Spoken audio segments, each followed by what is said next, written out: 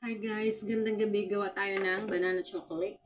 So, kailangan natin ng may egg tayo. Lagay natin egg, milk.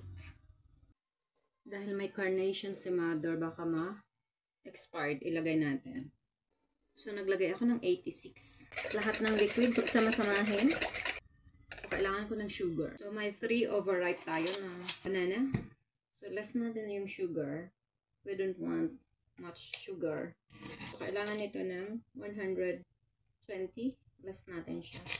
Lagyan ko lang siya ng 90. Kung mas gusto niyo pa ng moist, kailangan niyo ng lagyan ng yogurt. Any flavor or yung Greek yogurt. And we have to put 190 grams of flour. Then, mix natin. So, maglagay tayo ng pampaalsa. Mga 5 grams.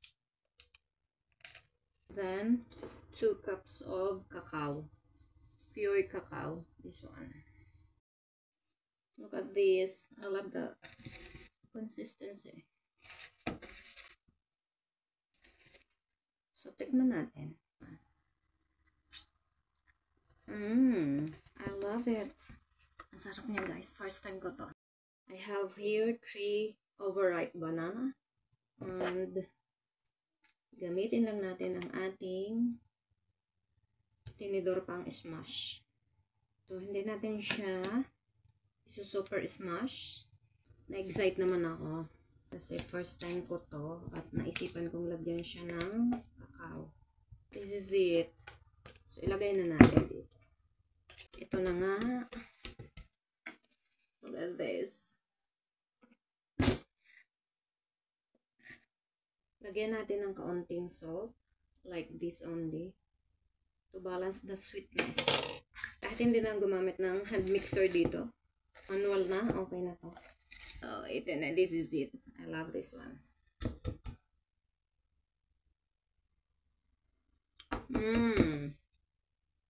I love it. Ayan. Meron na tayo.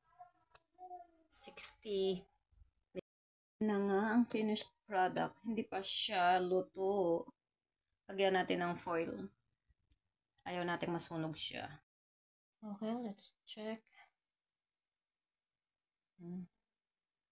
So, it's cooked. This is it. Ang mas akin. Kalahati. Ang kulay sa ako.